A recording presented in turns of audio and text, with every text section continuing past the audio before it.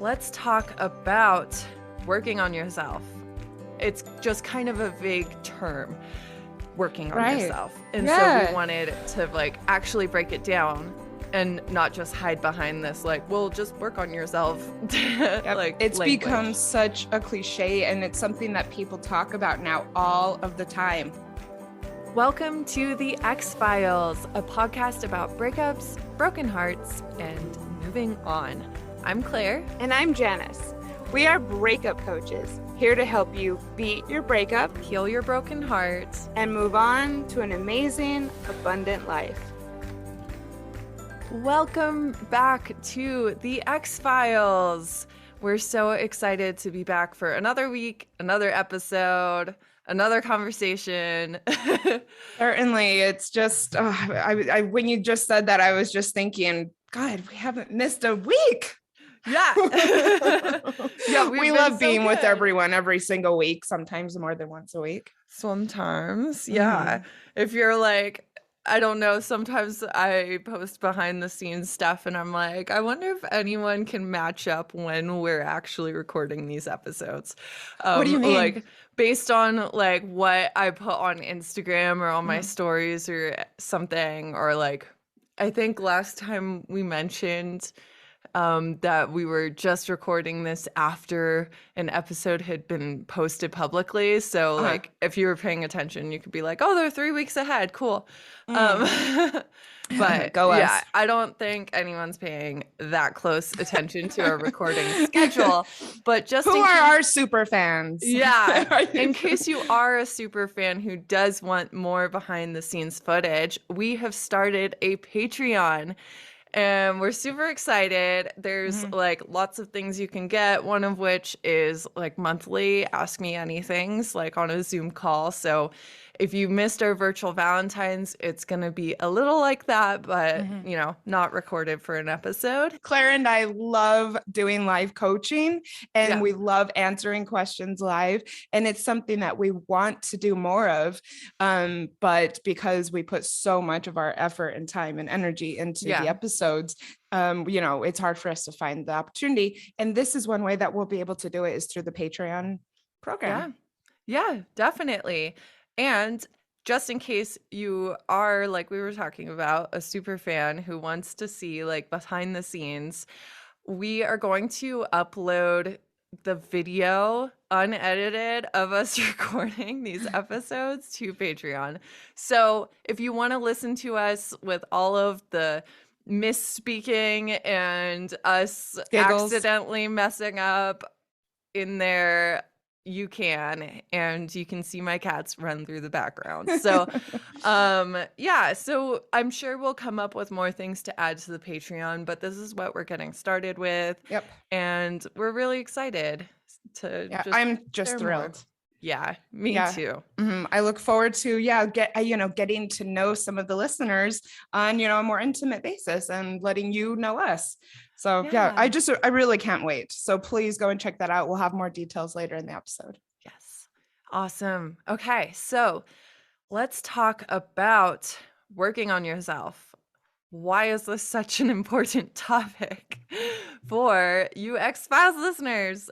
Well, I mean, personal growth is one of the many opportunities of a breakup. If you've been here for a little while, you know that we are all about turning your breakup, your breakdown into your glow up, into the new chapter of your life where you get to shift a lot of things around in a really positive way.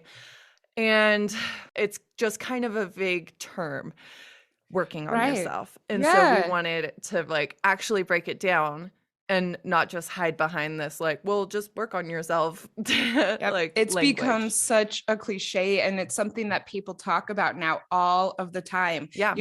For instance, some people say on their dating apps, they might say something like must be working on yourself.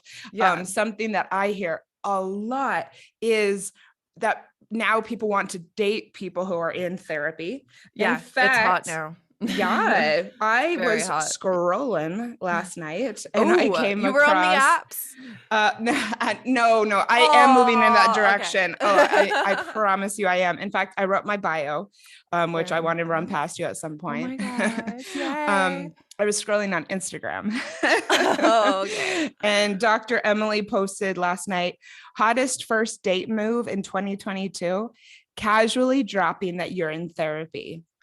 It's Hell becoming very, yeah. very common, very, pervasive for this whole being in therapy thing and working on yourself. But again, why and what does it mean? So Yeah. we thought it would be kind of a fun episode to, Yeah. come develop our own clarity on the topic and have a discussion about it. Yeah, totally.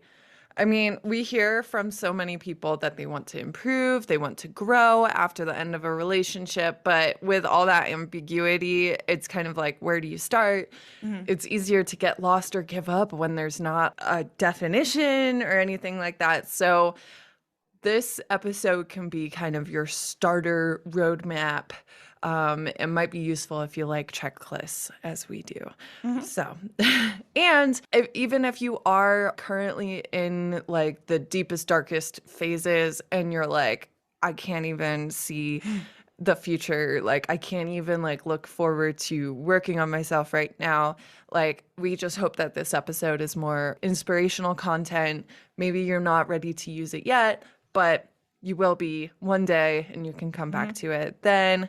But for right now, we just hope it's a more upbeat episode for you. So let's get started.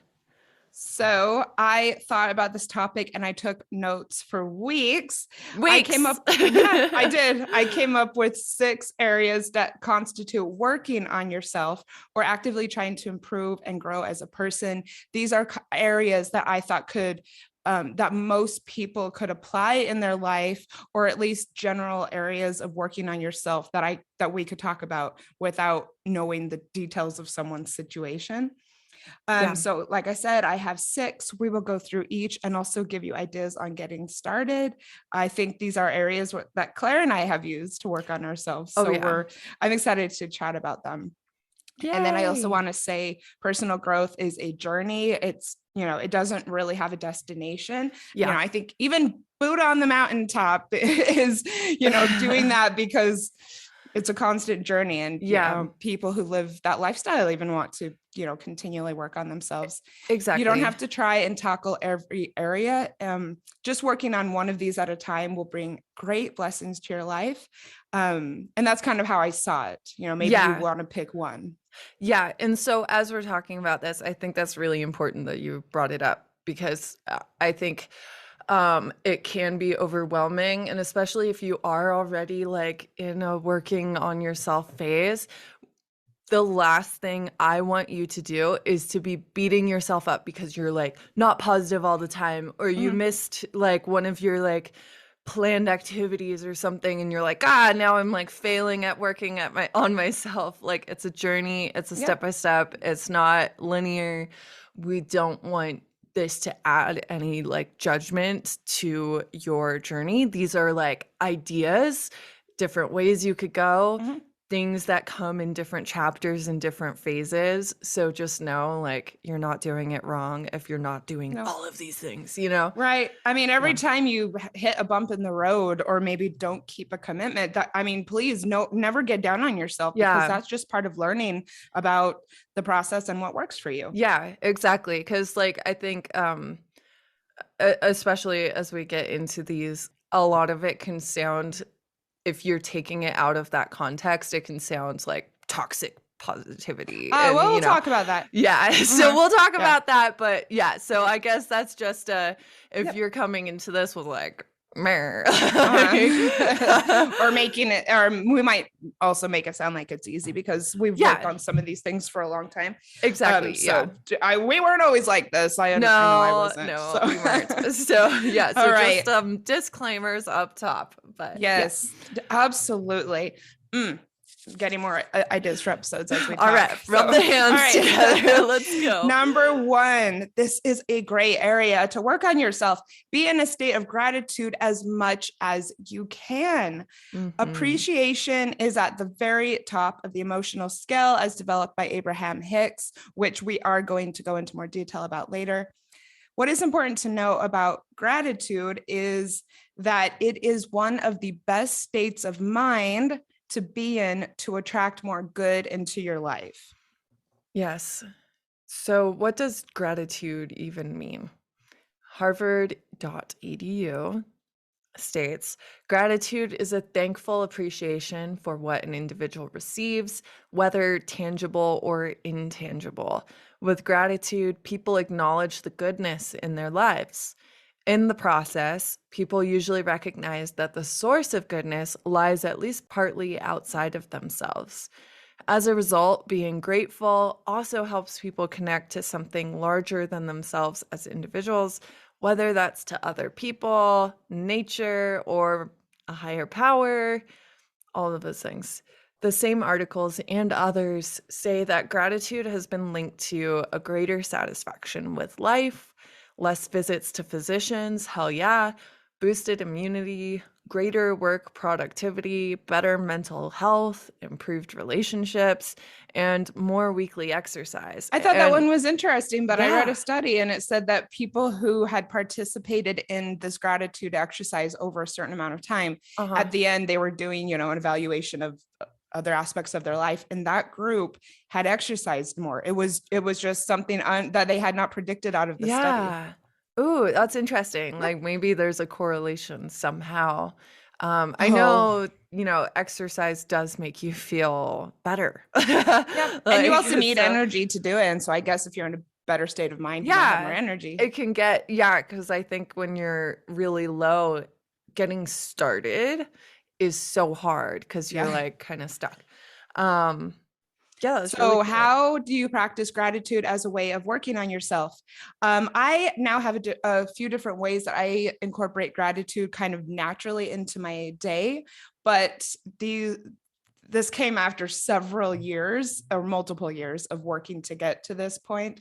If you're working on yourself after a breakup and want to get to a gratitude practice, I suggest, selecting a practice that's more deliberate and more, like carved out of your day.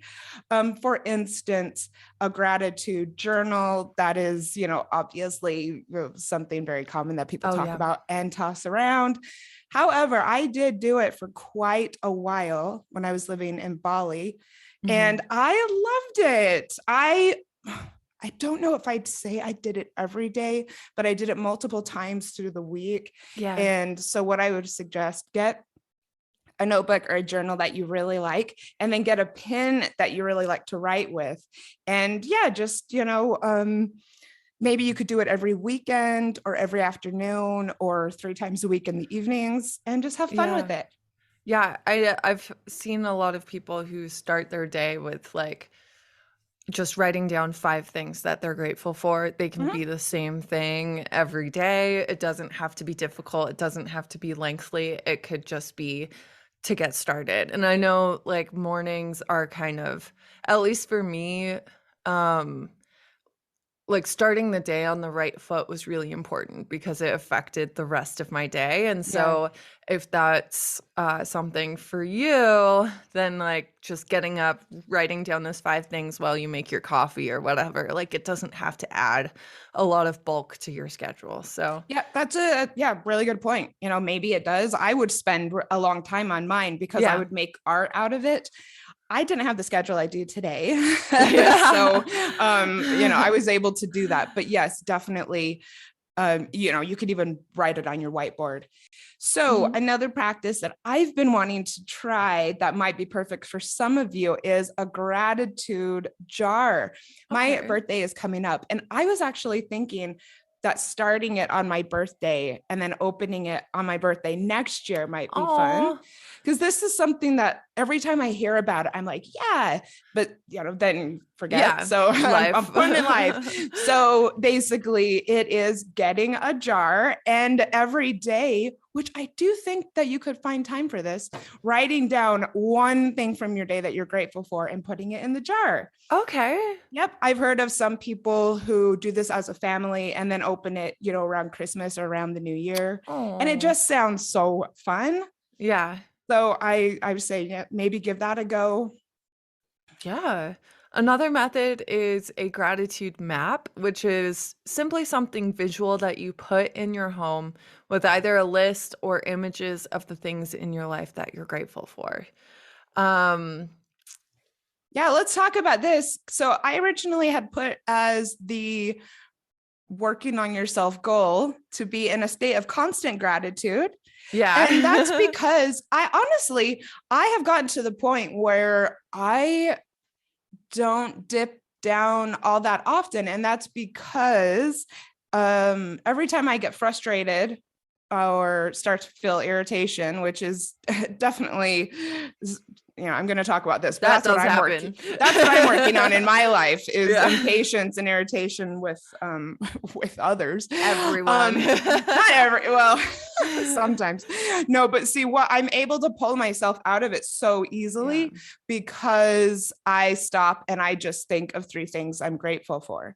Mhm. Sometimes in the morning, if I'm feeling sluggish, I will just repeat, thank you, thank you, thank you. And, Yeah. it wakes me up. And so these are just little things that I've learned to incorporate in my life. Once in a while, yeah, I do have a couple bad days, but I Mhm. will say that generally I'm able to switch back to gratitude rather easily.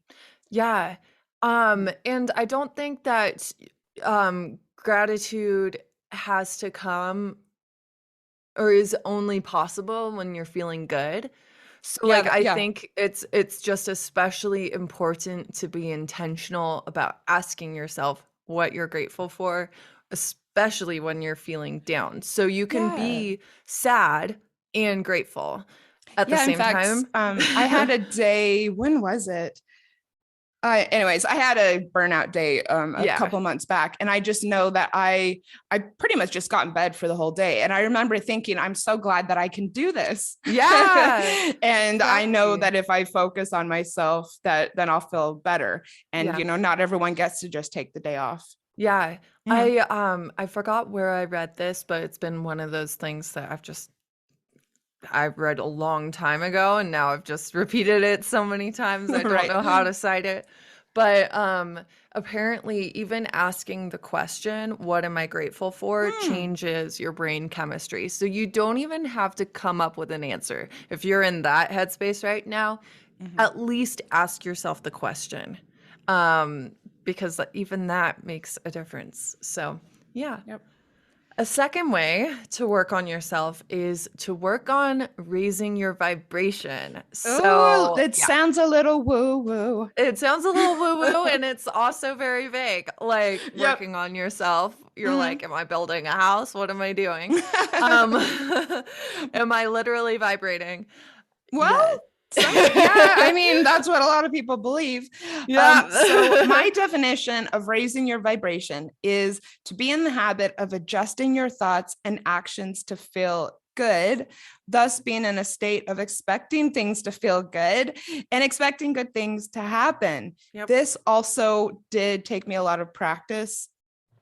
Yeah. But I really feel like I've gotten pretty close to nailing it for sure. Yeah. When you then become more used to recognizing the good in life and then in turn attract more good. Mhm. There is an emotional scale developed by Abraham Hicks, which ranks 22 emotions on the vibrational scale from most to least vibrational. For me, and look, it's right where I can see it. I keep it Ah, right here where I can look at it if I start to feel certain things. Being awesome. aware of this scale and keeping check on where I am through the day helps me to stay mindful of my vibration. And it's also very pretty. It is. It's so I want to make sure we say this because I know we have listeners who are feeling like they're not in the best place right now. Yeah. All right. Totally It's normal. important. Yes. What was that?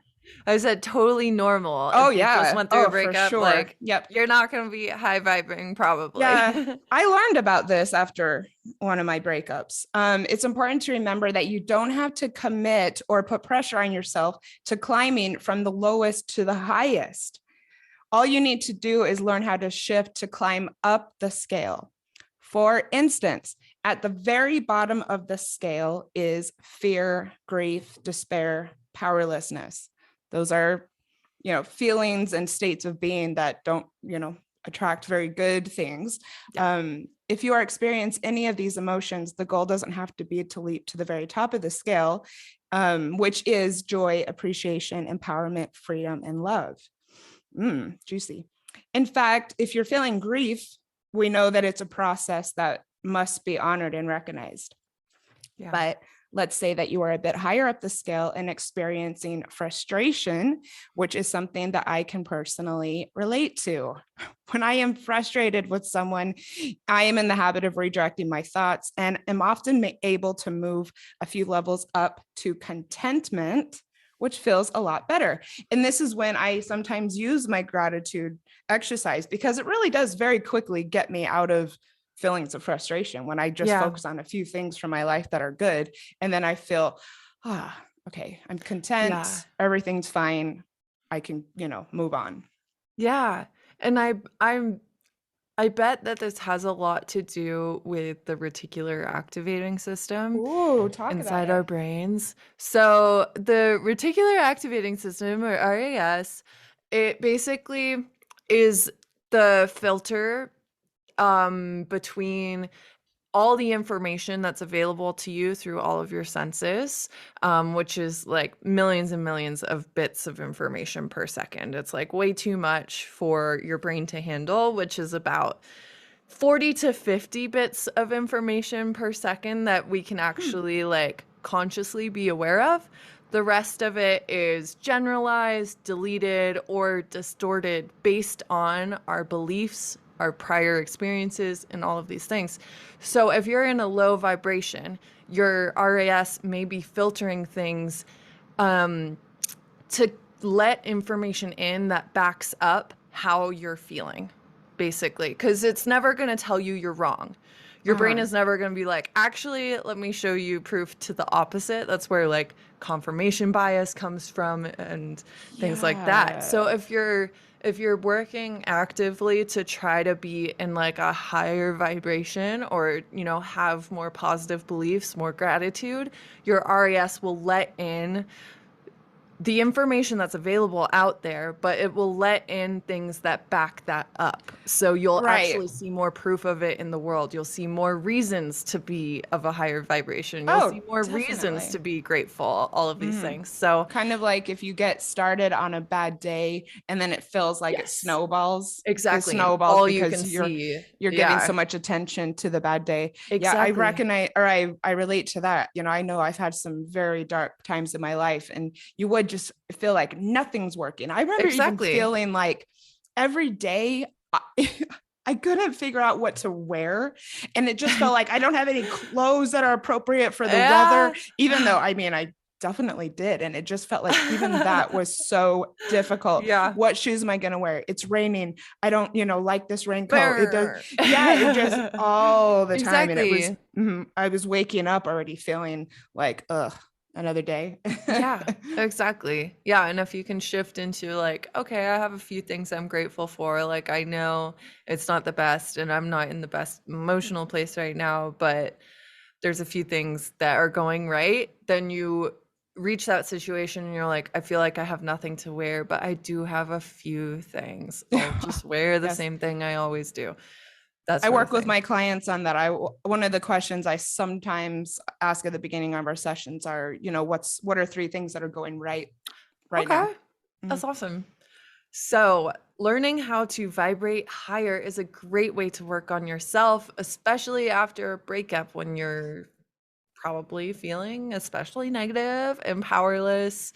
Some ways to raise your vibration include smiling at others. I I know know that it's it feels weird at crazy. first, but it Yeah. feels good. So Yeah. if you can get into the habit, you might not be able to break it. Yeah. And I might add, just even smiling by yourself. Yeah. Like, If you saw me going on one of my walks around my neighborhood, you would think I was the goofiest person because I just have this big smile on my face. yeah. I'm just in the habit of doing it. And Yeah. it does make you feel bouncier. Yeah, exactly. Just be People like, probably I'll see me smile for a and minute. feel good. Yeah, exactly. Exactly. Meditation, slash mindfulness, like getting used to, it's not it's not even that you control where your thoughts go, it's that you're able to bring yourself back to a place when your thoughts start to wander from it. Mhm. Because your thoughts are going to do what your thoughts do. They just do things, and you just either follow it and totally Right. buy into it, Yep. or you're like, all right, we're coming back, we're Mm-hmm. focusing on the breath or Yep. something. Gratitude, which we mentioned before, watching your words and how you speak about your life. Words, like saying things aloud, has power. And like, yeah, definitely there are some things that are just suck, you know? Yep. So like, I'm not saying, you know, don't talk about bad things that are happening, especially even to your therapist or to your coach or anything. Oh, Like, no.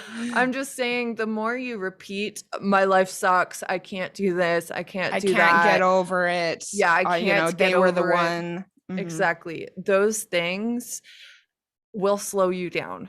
And so even if you're like, even if you have that thought, I really suggest changing it just slightly when you say it out loud and being like, I know I'll get over it eventually, but I'm not there yet, or something. Even Mhm. that's an improvement. Oh, I'm yes. learning how to get over it. That's a big Mhm. one. This is temporary. This is temporary. This too shall pass. A lot of Mhm. people like that one. I like that one. Give attention to your positive thoughts. Yep. So yeah, so I think is it Abraham Hicks who has the Yes. 17-second rule? Yeah.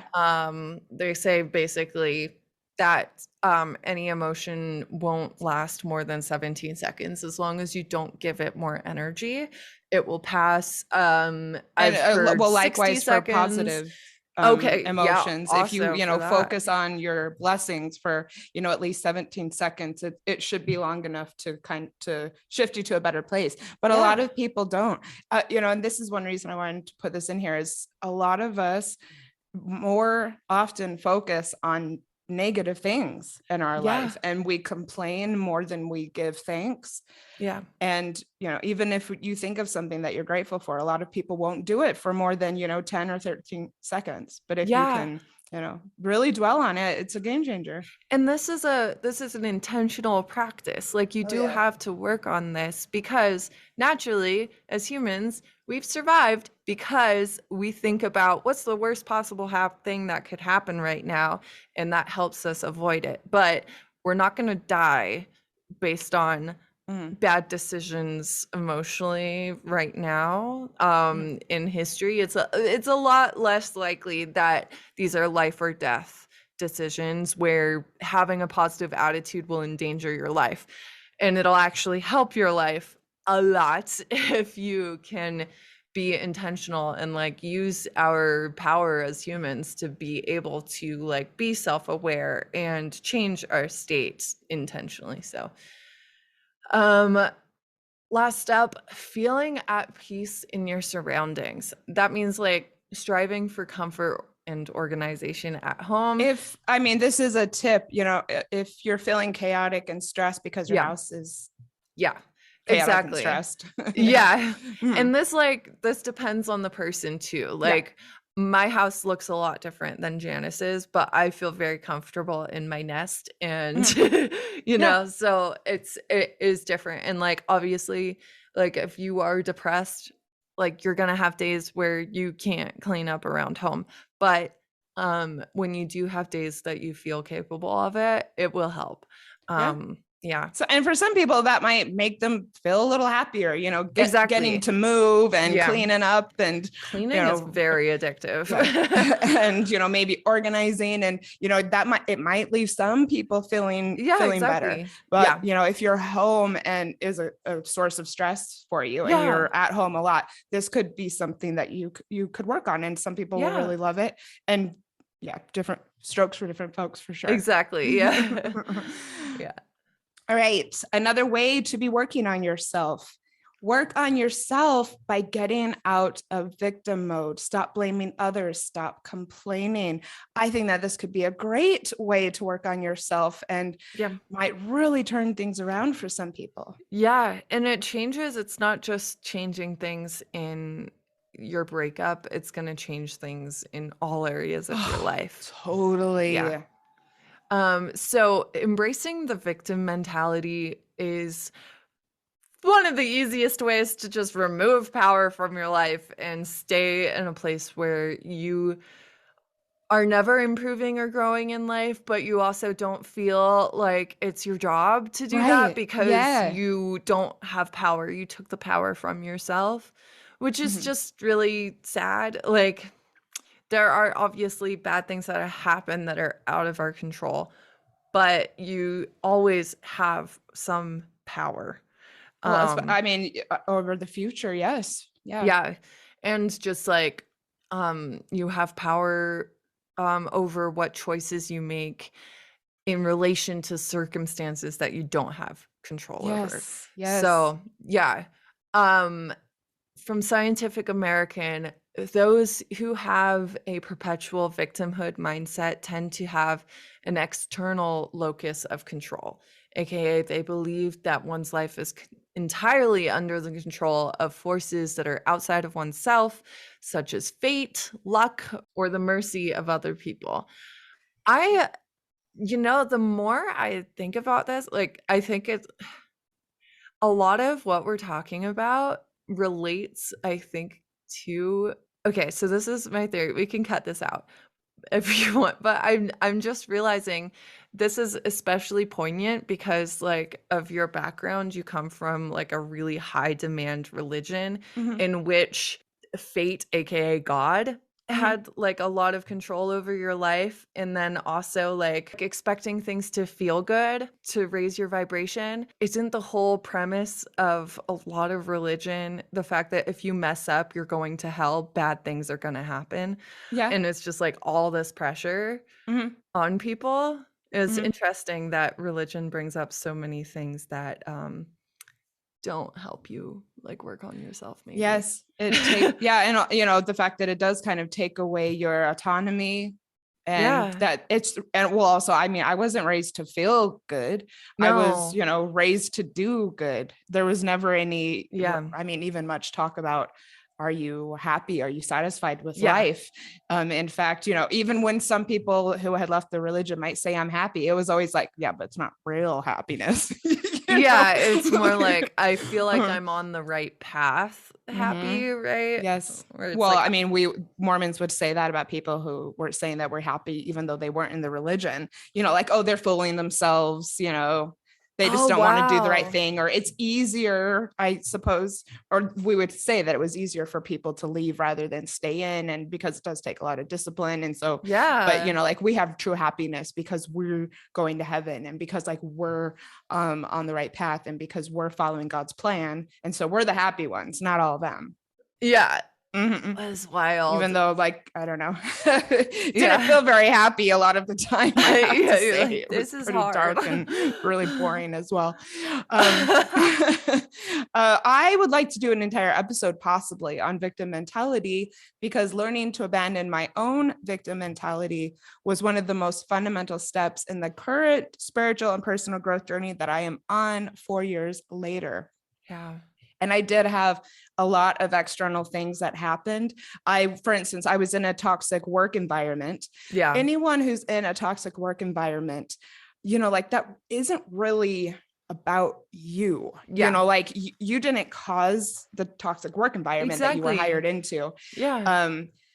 but I still learned to take control over my role in the whole situation, even the fact that I had taken the job without really looking into it, the fact that I had ignored some of the red flags early on, Yeah. that was still on me. Yeah. So, but that's not why we're here. For now, if you are someone who wants to be working on yourself, I'd encourage you to take a look at how many times a week you seek to blame your happiness or your stress levels on something outside of yourself. Yeah. This in and of itself is an amazing way to work on yourself. Yes.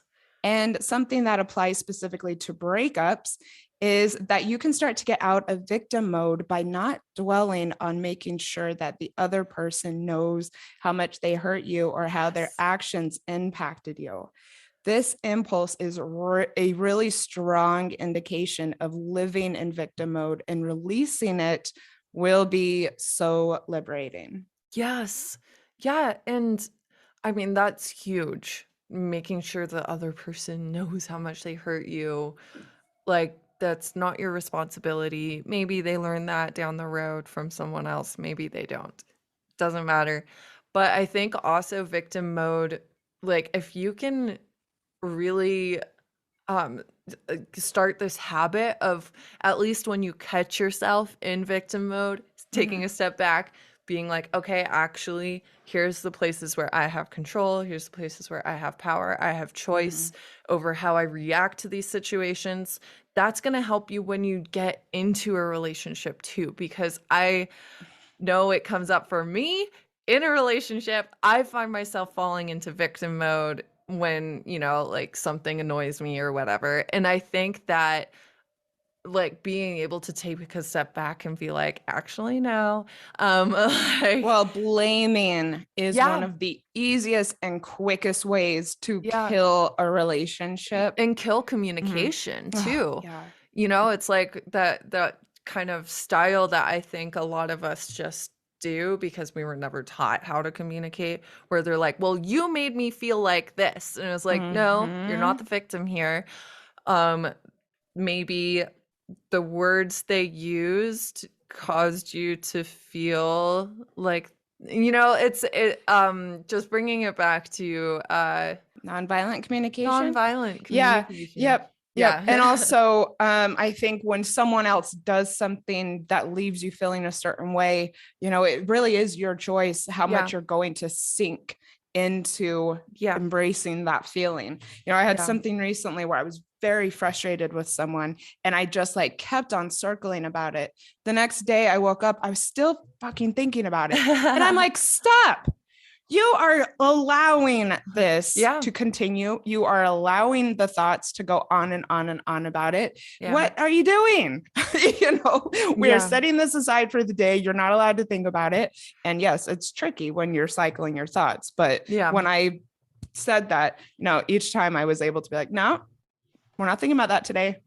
Yeah. Whereas some people will just just really just embrace it. And, Yeah. you made me feel like this, and just Exactly. go on and on and on and on with the Yeah. feelings. And you know what? Like, here's the alternative. If you don't start working on getting out of victim mentality, you're going to blame everything on your life on other Oh my God. people, other circumstances for the rest of your life. And That's it can, and crazy. sometimes, and things can get worse and worse. And this was Yeah. my situation. Oh my God, you should have heard me. Why is this happening? Why isn't it working out? This, that, why? Mhm. Never, what am I doing? Or why did I do that? Or what can I do to fix it? It Yeah, was always just exactly. poor me, poor Yeah. me, poor me. And things just got worse and worse and worse and worse. Never Yeah. better until I started figuring out, what I had done to cause it. And look, I know that that's a really tricky territory for some people to go back and look that way, but I was able to do it. And then also what I can do to fix things finally.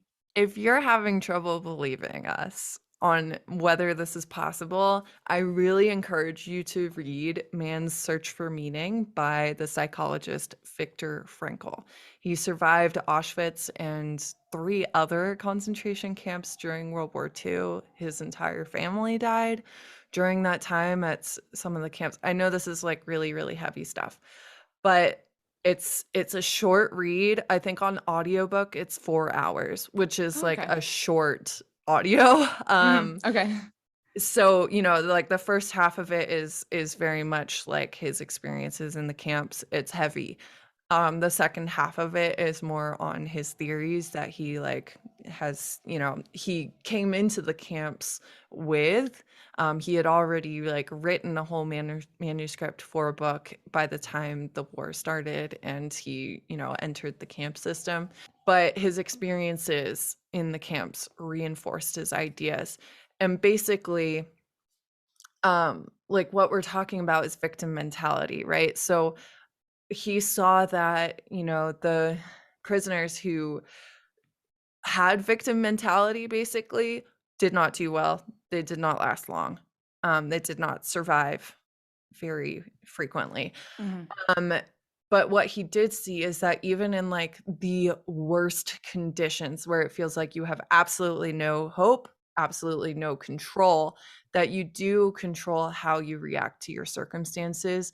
And even that small like act of rebellion gave people enough meaning to keep going and to Yeah, I survive like the the experience. act of rebellion, putting it in those terms. Exactly. Mhm. Yeah, and it's like he's like, "You know what? You have the choice, like, when you are surrounded by, like, the worst of humanity, you can Mhm. embrace that and become terrible yourself, not help your fellow prisoners, be, like, awful after the fact. Or you can choose, like, I'm gonna keep power in this circumstance by deciding that I'm still going to act in a way that I'm proud of."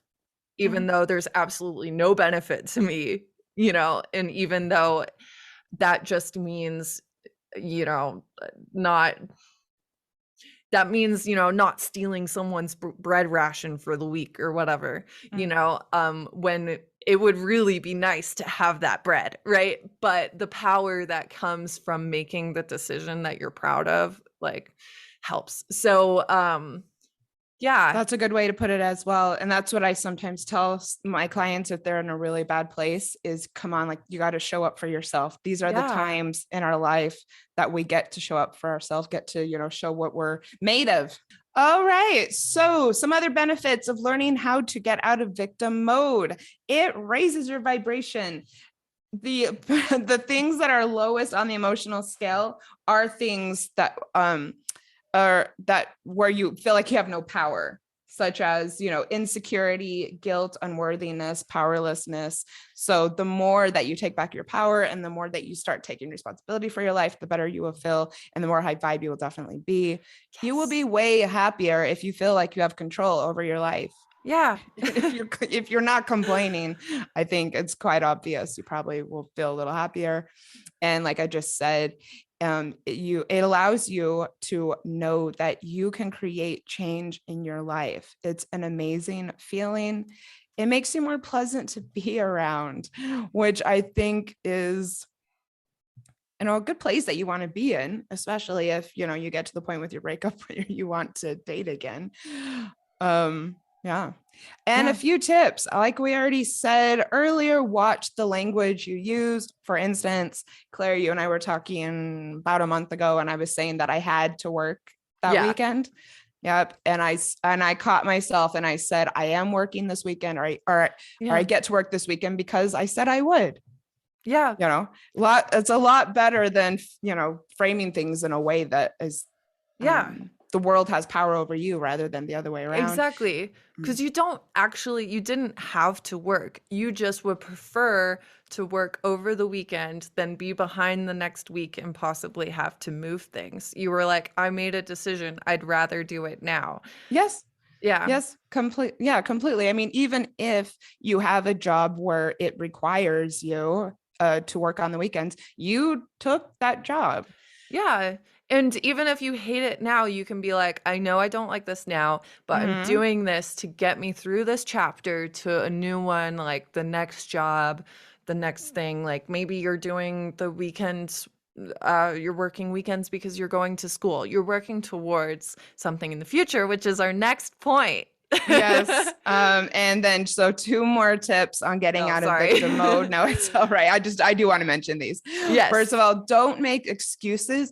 This is related. And you know what? If you mess up, if you drop the ball on something, if you don't live up to your, personal expectations, don't make excuses for it. Apologize, move on, maybe explain, but it's a lot different than, making excuses as though you had Yeah. no power over your own damn actions.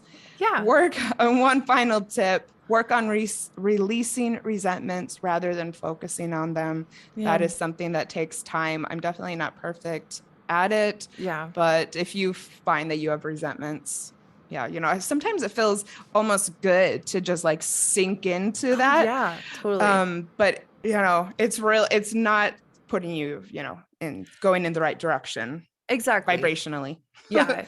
And I think if you're like, oh, that's me, maybe listen to our forgiveness episode. We really dive into like the difference between releasing and forgiving and all of those gray areas. Yeah, that's a great idea. And I Yeah. also think some so often there are resentments towards ourselves that are tied up in resentments towards others.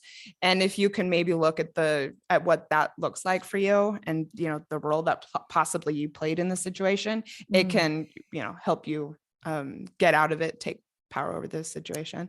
Take back the power. Yeah, all right. I think we covered that, though. Yeah. I do really like that topic. One more way to be working on yourself: be goal oriented and future focused. I know for a fact that this is not how everyone is. And I really think that this too can add so much to your life. Working on yourself has a lot to do with being intentional. One of the best ways to be intentional is to think about what you want your future to look like and then take action to make it happen.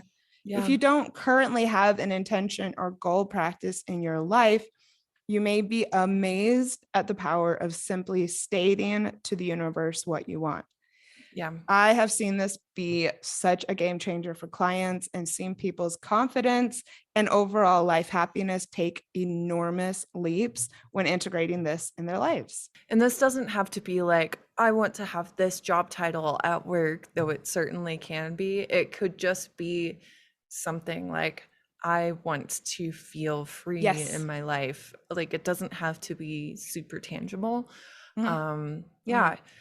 Back to Viktor Frankl, because like I'm just in a I just read it, so I'm like Gotcha. very in it right now, and just read the book. But his whole theory coming into and also after the concentration camps was that meaning is what makes life worth living. Basically he has this theory called logotherapy, and it's all about like making meaning out of your existence, whatever that meaning is. What is it called? Logotherapy. Logo. Okay. Yeah. So like when we talk about setting goals or being future focused, that doesn't have to be like achievement based girl boss hustle culture stuff.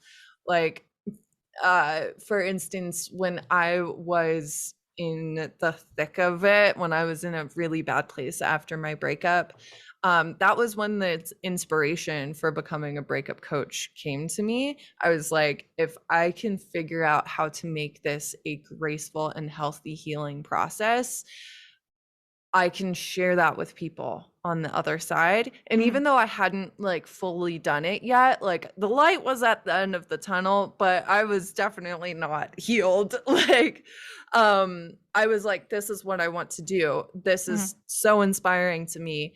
And that helped me like tolerate the dark days of the healing process, because I was like, yeah, I have to go through this.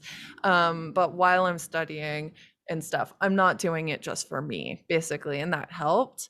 Oh, that's nice. Yeah. So like another example of like meaning making out of bad circumstances.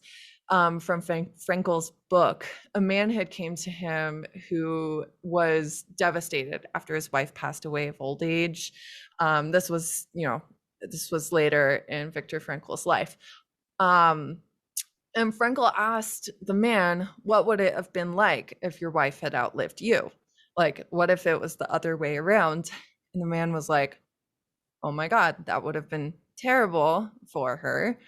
And after that conversation, the meaning behind the bad circumstance of having to live without the love of his life became, I was saving her from having to do that. And so he was, like taking one for the team, basically. Although, like, that's not a decision he made, that was what made meaning out of the circumstance after the fact. So I thought that was just like, first of all, so romantic and like devastating, but also really heartwarming at the same time. It's a good practice to be in. Cool. So other ways to become goal oriented. And this comes in chapters because I've definitely like this month it's gotten a lot better, but for a couple months I was like, I don't know what the next step is. I'm doing the things that I'm doing and I'm like, what is the next step? Yeah, I and like sometimes that's all right. Yeah, exactly. So I didn't just like know what the next step was, but now it arrived, and I recognized when I saw it, and that helped. So there will be possibly periods where you're like, I don't know what the fuck I'm doing. So in the goal can be that you're getting through that period, but some other ways to become goal oriented is to start with small but consistent actions, such as stating one's intention at the beginning of each day. This is something that takes practically no time. Everyone can do it, no matter how unclear you may be on what those long-term goals are that you want to set right now. So maybe after listening to this episode, you wake up, you're like, what are 3 things I'm thankful for, grateful for? You like list them off, and then you're like, what's my goal for today? Hop out of bed. Feeling amazing. I do it. I know. I will often say, how do I want to feel today, or what do I want today to bring me? And like yesterday, it was peace, power, and productivity. Ooh, it didn't take me very long. It just came to me. Yeah. I know. It's a little copywriter in me, I guess. It has to also sound good, I suppose. It has to alliterate. Okay. Another thing you can do is to set goals at the beginning of each season. It doesn't just have to be New Year's. You can can choose your own seasons. Creating a vision board. That can be a great thing if you're visual. If you're an audio learner, you can record your vision board and just listen to it every morning. Okay. I like that. That's an interesting idea. Okay. Yeah. Well, maybe we can do a vision board episode. Who knows? Yes, totally. Something that I do when I'm feeling a little unclear about what, is next for me. I have talked about this a few times. Please go and look at our New Year's episode. What was it titled, Claire? Using your breakup to manifest a new beginning. I'll link to it in the show notes. Yeah. But I talk about the desire inventory, which is a journaling practice where for either 10 or 15 minutes, I just write in my journal about things I desire. And it often helps me gain clarity on what I want, both for my day and also for my future. Because remember, the desire inventory doesn't have to be about just your future or about, like things that you want in this moment. It can be any of that, I desire chocolate. I desire a vacation in Mexico, just anything that comes to you. So go check out that that episode. And I really want to put this out there. If you want to become goal oriented, or if you have goals that you want to work on, working with a coach is a very, very powerful way to do that. That is really at the heart of our work. And you know what, even if you're not exactly sure what your goals are, but you just know this new beginning, this new chapter of your life after your breakup has something in store for you, working with a coach is going to help you just gain so much power and clarity around that.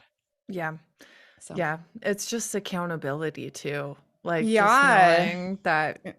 Yeah. I had a recent experience that I'm going to talk about in this next section. Okay. Awesome. So next up on working on yourself. is to be self-reflective and to know what you want to work on. So Yeah. A lot of people though aren't, you just kind of go on autopilot through life and don't, yeah, really spend time thinking about this. And it can really just add so much flavor and yeah, beauty and power to your life. When I think about working on myself, I think about being in the driver's seat of my life. I think about managing my mental health rather than my mental health managing me, and taking responsibility for my own happiness. This boils down to being self-reflective and honest about where you are in life, where you want to be, and pinpointing how you and only you will take action to get there. yeah. So for me, I have been very deliberate about working on the fact that can be very impatient with others. I You're wonderful with me, Janice. Thank you. Thank you. Maybe it's because I've worked on it. Who knows? I mean, Yeah. we have a very smooth and easy working relationship and friendship, but also it's just something that I noticed about myself a while Yeah. back, and I've, taken action to get there. And then also, I'm not always someone who has had a lot of intelligence around managing my money. And that was something that I decided this year I was going to work on and find, I would tell the story about the fact that I'm not good with it, never have been, this is just kind of how it is. No one ever taught me, which is like Yeah. all true. It is all But true. I was telling the story that I didn't have power or control over it. And this year I decided was going to be my year to finally get there and to take responsibility over learning about this. I think that's really positive that you're doing that, Janice. And, I think that there are a lot of things that we were like never taught to do.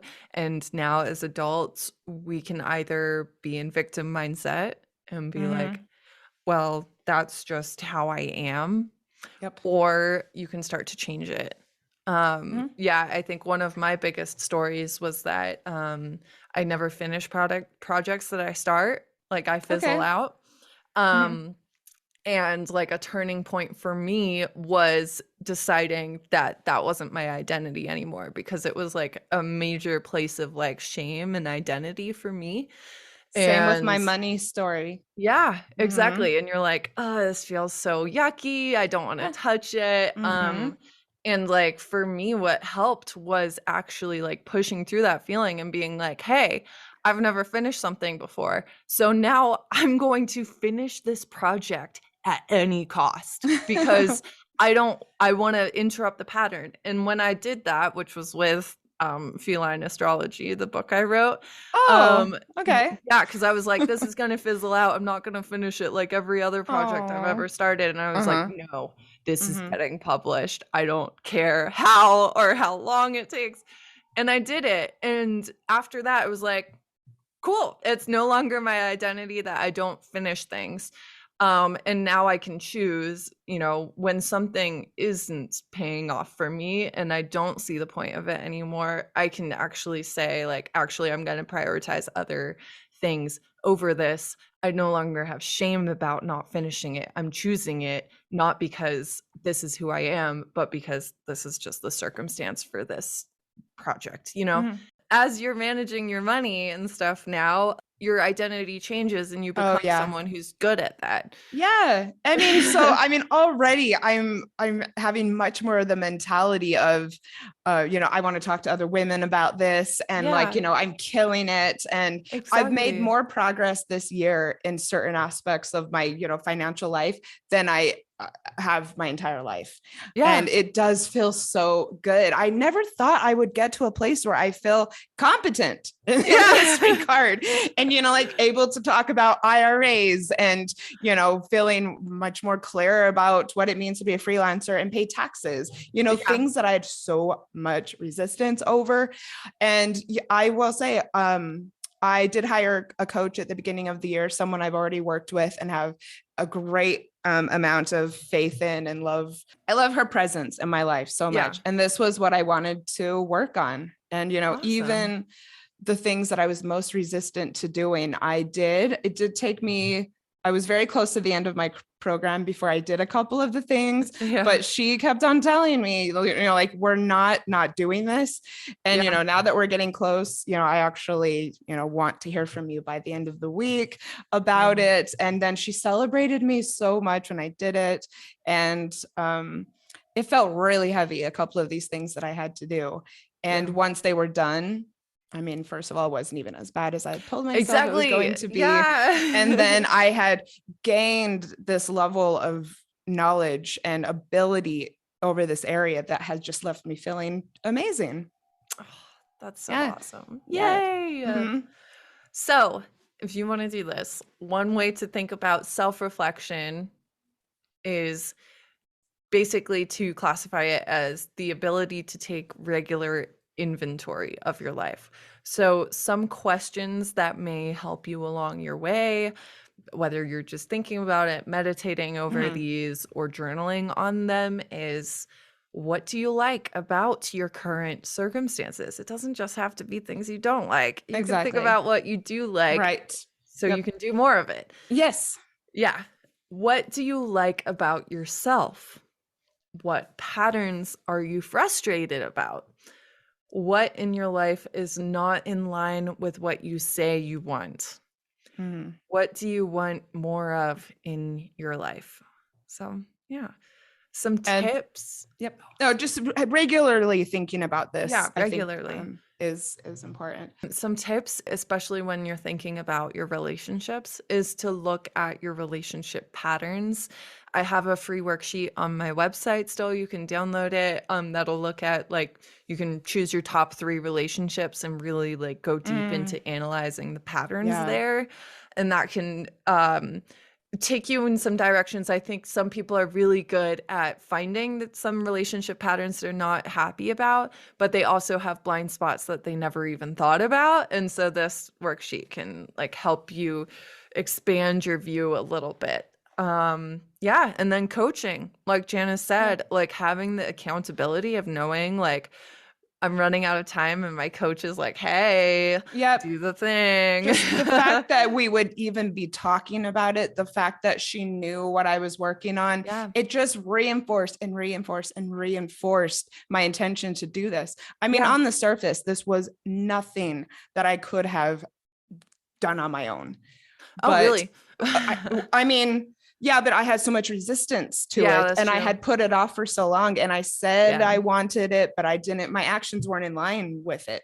Yeah. She isn't a financial coach. She didn't outline any of this for me, but Yeah. it was just her presence in the goal achieving process Yeah. was what made the difference for me. Exactly. And it's someone you respect as well. Yeah. And you're like, shout out to Beverly, the wellness lioness. It's my 3rd time working with her, and it's awesome.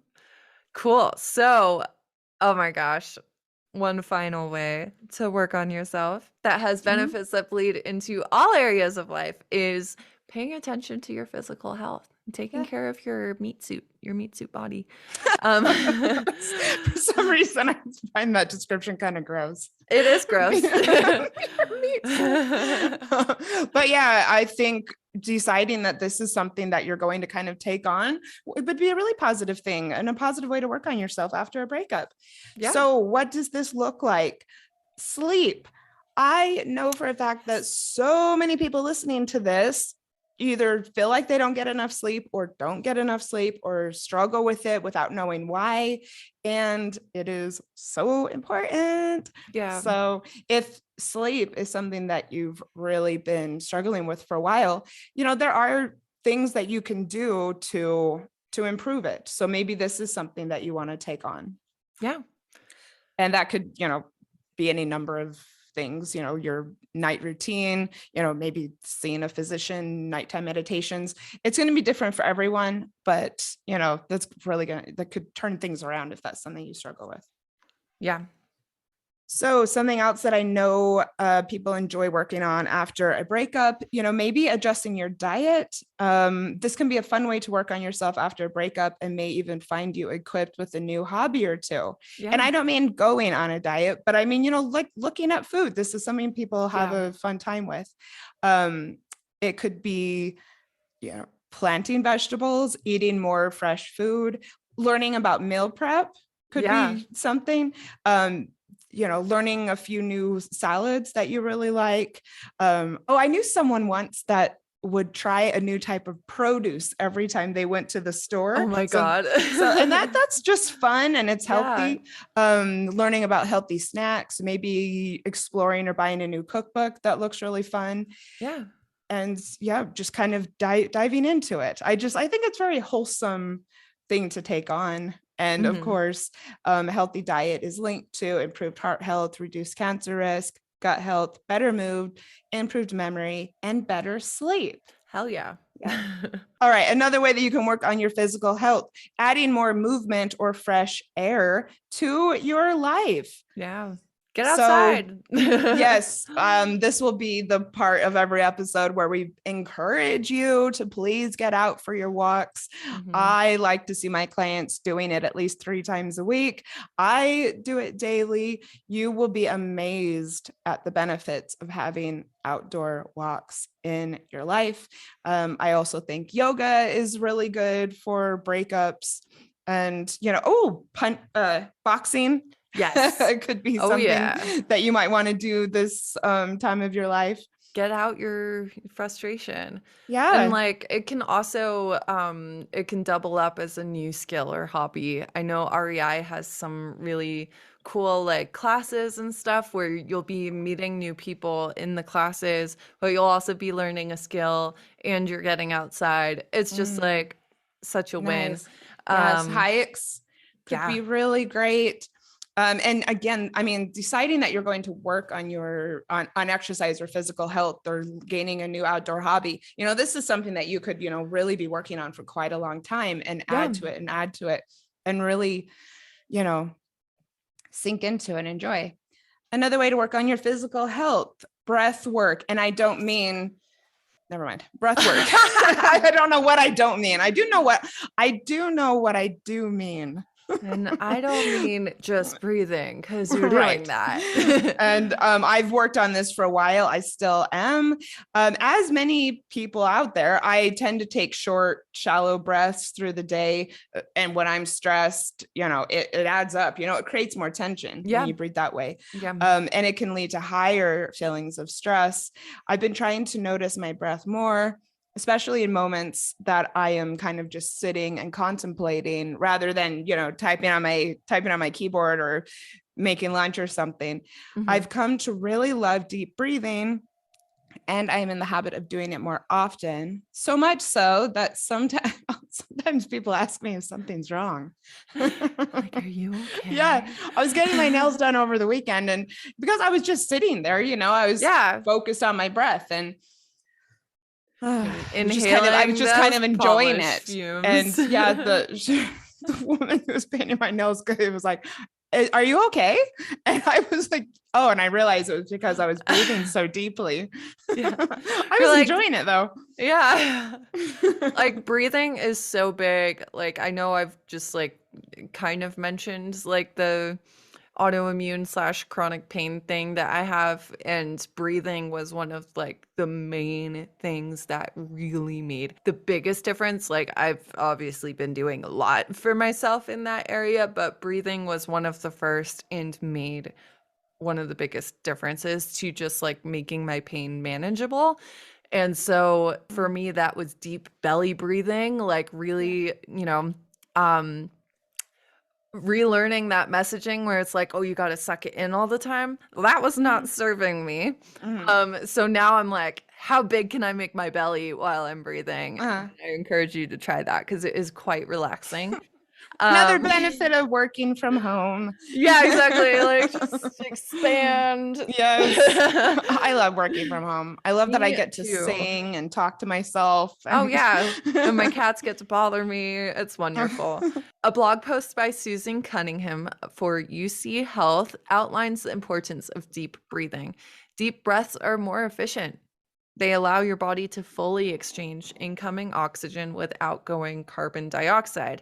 They've also been shown to slow the heartbeat, lower or stabilize blood pressure, and lower stress. Yeah. Super huge. If you're interested in this topic, I highly recommend reading the book Breath Mm. by James Nestor. It was very interesting. I wish I could just read all the time. Yeah, right? I want to keep seeing clients and I want to keep doing X-Files. But if someone wants to hire me to read the rest of the time, Yeah. you can get my information in the show notes. Hit me up on Instagram. Nice. I think that learning about breath after a breakup could be really, really beneficial to some people. Oh, yeah. I know a lot of us during a breakup get so caught up in our head, and it can really help to stop. And, it's a cliche, but focus on your breathing, taking 3 deep breaths when you're just in this cycle can really help you to redirect your thoughts. And you'll notice the more you do it, the easier it will get and the better you'll feel. Yeah. Anxiety can be greatly reduced subconsciously by breathing deeper. Yeah. By just giving your body the cues that it's okay to relax. Like when you're super stressed out and you're heartbroken, like your nervous system is working overtime. And if you can tell it through your breath, hey, it's okay, calm down. You're going to sleep better. All of these things are going to go better for you. Your healing, your heart healing is going to go more smoothly as well. It'll help you stay no contact as well. Because, a lot of people say that they don't feel in control of reaching out or responding. And if you can stop and take 3 breaths and control, like bring your nervous system back to regulation. Is that how you would put it?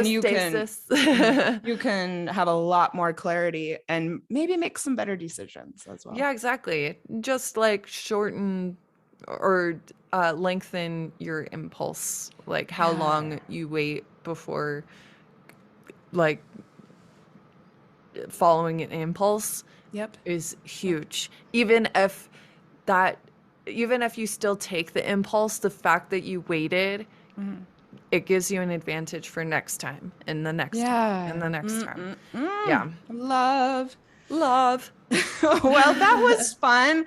And I really hope that this gives some people some ideas about what are you going to do now that you're single, you got a brand new chapter in life. Exactly. Now what? Like where to begin? How do I make this the best chapter of my life ever? These are some ways. I mean, really, if you embrace just one of these, the snowball effect and the ways that this is going to benefit your life, I think that you'll be pleasantly pleased with. Pleasantly pleased. I was going to say pleasantly surprised, product. but I don't think it would be a surprise because we just told you. What was your PPP from earlier?